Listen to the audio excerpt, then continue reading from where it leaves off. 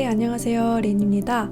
네, 이번 영상에서는 제가 10년 넘게 여드름과 사투를 벌이면서 시도했던 많은 여드름 치료법 그리고 여드름 없애는 방법들 그 중에서 효과 있었던 거 없었던 거를 그 변천사를 통해서 한번 설명을 드려볼게요. 저 여드름 없애는 게 진짜 소원이었어서 한의원부터 뭐 약초방 안 해본 게 없는데 진짜 효과를 본 것은 따로 있었거든요. 그래서 여러분은 저같이 시간 낭비, 돈 낭비, 또 에너지 낭비하지 않고 진짜 효과 있는 것만 하시기를 바라면서 제가 어떤 것들을 했고 어떤 게 도움이 됐고 또 어떤 게 진짜 효과가 있었는지 한번 순차적으로 얘기를 해보도록 하겠습니다. 학교 때부터 여드름이 정말 심하게 났는데요.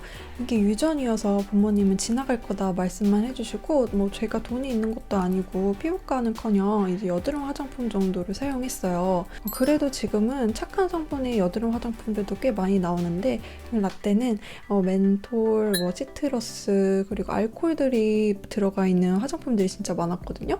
그런 것들 쓰면 이제 얼굴이 화해지면서 왠지 여드름균이 다 죽어버릴 것 같은 그런 기분이 들지만 사실은 피부가 더 민감해지고 예민해지는 결과를 나왔어요. 근데 사실 화장품은 정말 보습이나 최소한의 도움을 주는 거지 저희같이 여드름이나 민감성 피부에게는 뭐 가지수가 많다든지 유효 성분이 많다고 하면 오히려 부담이 될 수 있어요. 화장품을 선택할 때는 화해 같은 성분 앱을 통해서 성분을 확인하는 것도 중요하지만 얼마나 최소한의 유효 성분을 가지고 있는지 그걸 확인을 해서 선택하시는 게 좋고요. 그리고 또 화장품을 가지수를 많이 바르는 것보다는 최소한 필요한 뭐 에센스, 크림 그 정도만 발라주시는 게 더 좋지 않을까 싶습니다. 제가 민감성 피부와 여드름 피부 관리하는 거는 나중에 다른 영상을 통해서 스킨케어 노하우 한번 공유를 해볼게요. 네, 또 여드름 패치 정말 많이 사용하시잖아요. 사실 여드름 패치는 과다 분비되는 피지를 못 나가게 막아둬서 오히려 그 안에서 여드름과 염증을 더 일으킬 수 있어요. 차라리 여드름이 났다고 하면 그냥 두시거나 여드름이 터지고 나서 뭐 후시딘을 바르고 그다음 더마덤 이런 상처 패치 같은 것들을 붙이는 거는 괜찮은데 여드름 패치를 붙이는 거는 도움이 되지 않는다고 생각해요. 또 여드름 패치에 살리실산, 티트리올 같은 게 많이 함유되어 있는데 그런 성분들이 또 여드름 피부에 자극을 줄 수도 있거든요. 뭐 사람마다 개인차는 있지만 민감한 피부라면 이런 것들 조심해야 될 것 같습니다. 그래서 여드름 피부 화장품 그리고 여드름 패치 이런 것들은 사실 저한테는 그렇게 도움이 되지는 않았었어요. 10대를 여드름을 잡지 못하고 그렇게 20대로 넘어가게 되는데요. 20대 때는 진짜 여드름 흉터며 여드름을 커버하는 데만 급급했던 것 같아요. 분장용 컨실러, 메이크업 프라이머, 그다음에 파운데이션 두꺼운 거 이런 거를 엄청 바르고 다니면서 제가 코덕의 길에 입문하게 됩니다. 메이크업 제품들은 실리콘 그리고 오일 성분이 많이 들어있어서 피지를 과다 분비시키고 또 모공을 막아서 여드름을 날 수 있게 만들어요. 가능한 한 메이크업 수를 줄이는 게 가장 여드름 피부에는 좋겠죠? 메이크업 중에서도 성분이 굉장히 착한 화장품들이 있거든요. 그런 클린 뷰티 메이크업들이 미국이나 뭐 유럽 시장에서 좀 많이 성행하고 있는데 그런 제품들을 저는 직구나 아니면 뭐 친구를 통해서 구매를 해서 바르고 있습니다.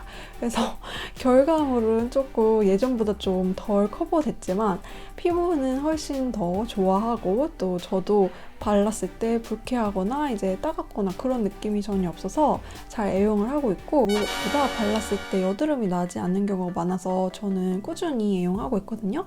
혹시 궁금하신 분들이 계신다고 하면 제가 나중에 한번 영상을 통해서 어떤 제품들 쓰고 있는지 메이크업도 한번 공유를 해볼게요. 세 번째는 피부과 레이저입니다. 제가 20대부터 이제 돈을 벌기 시작하면서 지갑에 돈이 생길 때마다 피부과를 찾아가게 되는데요. 처음에는 피부과 전문의들이 계신 피부과를 찾아갔는데 이게 가격 차이가 있다 보니까 자꾸 무슨 의원, 뭐 클리닉을 찾게 되는 거예요. 여러분께 드리고 싶은 말씀은 여드름 치료가 목적이라고 하면 피부과 전문의가 계신 피부과에 가는 것을 추천드린다는 거예요. 물론 모든 클리닉이 그런 건 아니지만 클리닉은 아무래도 레이저 같은 돈이 되는 시술을 권하는 경우가 굉장히 많아요. 하지만 임신이나 성장기, 뭐 약물 치료로는 효과가 없는 그런 극단적인 경우에만 레이저 치료를 권하는 경우가 많은데요. 사실 저는 그걸 모르고 클리닉이 좀 더 싸니까 여기가 더 좋겠지 이런 막연한 생각으로 갔다가 진짜 필요 없는 레이저들을 정말 많이 받았어요. 보통 여드름 치료에는 PDT라는 그 광선 치료를 통해서 여드름 피지선을 잡아주고 또 세균을 없애주는 그런 치료를 하는데요. 사실 그게 피부가 좀 건조해지기도 하고 피부 붉음증도 좀 생기는 편이라서 저는 받고 나서 피부가 좀 더 예민해진 것 같고 또 피부가 속건조가 생긴 것 같더라고요. 또 여드름 피부이신 분들이 흉터 고민도 굉장히 많으시잖아요. 저도 여드름도 여드름이지만 흉터를 정말 보는 게 너무 꼴보기가 싫어서 선생님들한테 흉터 좀 없어주세요 했더니 프락셀 레이저를 많이 권해주셨어요. 프락셀 레이저를 제가 세게 잘못 받았더니 얼굴이 진짜 예민해지고 홍조까지 생겼거든요. 그래서 시간과 돈 낭비 그리고 피부까지 망치는 결과를 얻었습니다. 물론 모든 레이저가 다 나쁘다고 얘기 드리는 건 아니고 그냥 무분별하게 왠지 레이저가 피부에 좋겠지, 여드름에 좋겠지 이런 생각으로 받다 보면 오히려 피부가 민감해지고 여드름은 더 날 수가 있어요. 그래서 가능한 한 처음에는 피부과 전문의가 계시는 곳에 가셔서 약 처방을 받는다든지 아니면 정확한 레이저를 받는 거를 추천을 드릴게요. 진짜 피부과 전문의들의 약을 통해서 여드름이 개선된 그 사례들을 제가 보고 나서 또 유명 피부과 전문의들을 찾아가서 약 처방을 받기 시작했어요. 결론적으로 저는 그 약을 먹었을 때 속이 좀 메스껍거나 뭐 배탈이 난다든지 그런 부작용들이 조금 있었고 또 무엇보다 피부가 좀 건조해진다 그런 느낌을 받았거든요. 저는 지성 피부긴 하지만 속은 또 건조하고 또 입술은 굉장히 잘 트는 수분이 부족한 또 타입이에요. 그런 피부에는 이런 약들이 좀 건조증을 더 심하게 만드는 것 같아서 저는 잘 맞지 않았어요. 또 바르는 약인 크레오신티와 로색스겔을 이용하는데요. 그 크레오신티는 항생제 성분이기 때문에 사실 바로 바르면 여드름이 가라앉는 여드름균을 좀 죽이는 그런 효과가 있어서 저도 진짜 응급 상황일 때는 아직도 사용하고 있긴 하지만 예전처럼 얼굴에 막 펴바르지는 못하겠더라고요.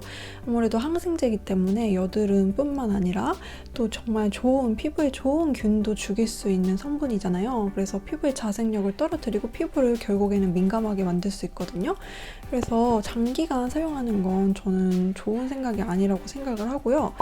당장 여드름이 너무 심해서 가라앉혀야 한다 이럴 때 사용하는 걸 추천드릴게요. 로색스겔 같은 경우는 붉음증 홍조에 좋다고 해서 제가 장기간 사용해봤는데 저는 그렇게 도움이 되지 못했고 오히려 피부가 좀 민감해지는 것 같아서 그냥 사용을 중단했습니다. 증상을 바로 가리고 덮는 데는 여드름 약이 가장 효과가 좋겠지만 사실 여드름 잡겠다고 그 몸의 면역력을 떨어뜨리는 항생제 성분을 그냥 계속 먹을 수는 없잖아요. 그렇게 되면 결국 염증이 더 많아져서 피부 트러블이나 여드름이 더 많아질 수도 있다고 저는 생각을 하거든요. 이거는 개인의 선택이 될 수 있는데 이건 어디까지나 제 의견이지만 저처럼 좀 속이 예민하다든지 장 트러블이 잘 나시는 분들이라면 이렇게 먹는 약은 좀 조심해서 드시는 게 좋을 것 같고 바르는 약도 너무 장시간 사용하기보다는 정말 급할 때 응급 상황일 때 그럴 때 사용하시면 유용하지 않을까 하는 생각이 듭니다. 그 다음부터는 제가 피부 관리실을 찾아다니는데요. 아무래도 에스테틱 같은 곳에서는 아쿠아필이나 약초필 같은 필링으로 여드름균을 없애고 각질 정리를 해줘요. 사실 이런 것들도 효과적인 방법일 수도 있는데 제가 레이저를 받고 나서 피부가 많이 민감해지고 예민해져서 사실 이런 방법들이 더 피부가 예민해지더라고요. 여드름은 피지 과다 분비로 인해서 여드름이 나는 경우도 있지만 저처럼 민감하고 피부가 예민해서 나는 경우도 있거든요. 그래서 저 같은 경우, 후자인 경우에는 이런 필링을 많이 받는 것도 좀 자극이 될 수 있어요. 그런 관리를 받는 걸 좀 조심해 주시고 피부 관리실에서 제가 그래도 도움이 됐던 거는 압출 관리, 진정 관리 같은 거 도움이 많이 됐거든요. 그래서 혼자 여드름 짜면 좀 덧나기도 쉽고 상처 나기도 쉽잖아요. 그런 거는 가능한 한 타인한테, 전문가한테 맡기는 게 좋기 때문에 피부 관리실에서는 압출 받고 진정 관리 받고 이런 것들은 지금도 잘 받고 있습니다. 지금까지 제가 받았던 피부 관리실이나 아니면 피부과의 관리 같은 경우는 피지 분비를 억제하고 세균을 좀 줄이는 그런 잠깐의 임시 방편이었지 근본적으로는 내 몸에 염증이 많아서 그게 여드름으로 나타난다는 것을 제가 이해하지 못했었어요. 지금은 다양한 건강 도서를 읽고 또 영양학을 이해하면서 내가 속을 다스리고 면역력을 높이면 염증이 덜 나는 체질로 바뀌겠구나. 그래서 여드름이 덜 나겠구나 라는 걸 이해하게 됐어요. 그때부터는 제가 식습관도 굉장히 많이 교정하고 생활습관, 특히 스트레스 받는 걸 많이 줄였거든요. 먹는 것 같은 경우는 밀가루 끊기, 또 유제품 줄이기, 또 건강식단, 특히 풀이나 뭐 건강한 슈퍼푸드 같은 거 많이 먹고 또 염증을 줄이는 음식들을 많이 먹으면서 확실히 여드름이 많이 줄었어요. 그리고 또 스트레스 관리를 예전에는 폭식이나 뭐 음주 같은 걸로 많이 했었는데 요즘에는 그런 것들도 다 몸에 스트레스를 준다는 걸 이해하고 운동이나 명상 같은 걸로 가능한 한 스트레스를 덜 받으려고 긍정적으로 생각하고 있고요. 그것뿐만 아니라 다양한 생활 습관을 교정하면서 여드름을 잡을 수 있었는데요. 근데 이런 생활 습관이라든지 식습관, 또 이너 뷰티 같은 것들은 제가 다른 영상에서 하나하나 풀어볼게요. 오늘 영상을 정리해보자면 첫째, 자극적인 여드름 화장품 사용, 또 여드름 패치 사용 줄이기, 화장품 성분 최소화하기, 또 가짓수 줄이기. 두 번째, 피부과에 간다면 연고, 약 처방, 레이저 순으로 받아보기. 세 번째, 민감한 피부라면 피부 관리실에서 필링보다는 압출과 진정 관리 받아보기. 네 번째, 식습관 바꾸고 생활습관 개선해서 피부 자생력을 높이고 염증을 줄여 여드름이 덜 나게 하는 근본적인 방법까지 소개해드렸습니다. 진짜 근본적으로 중요했던 거 마지막에 말씀을 드렸는데요. 물론 이 마지막 방법이 제일 어렵고 사실 제일 지루하긴 해요. 하지만 효과가 근본적으로 확실한 방법이거든요. 이런 식습관 개선, 또 생활습관 개선은 제가 앞으로 영상에서 꾸준히 업로드할 예정이니까 구독하기 또 알람 설정하셔서 여드름 피부 같이 이렇게 습관 개선을 통해서 고쳐나갔으면 좋겠습니다. 네, 오늘 영상이 재밌으셨다면 좋아요와 댓글로 응원 남겨주시고요. 네, 끝까지 영상 시청해주셔서 감사드리고요. 저는 또 다음에 여드름 피부, 또 민감한 피부를 위한 스킨케어, 그리고 또 이너 뷰티 영상들을 가지고 여러분을 찾아뵙겠습니다. 그럼 오늘도 클린하게 예뻐지는 하루 보내세요.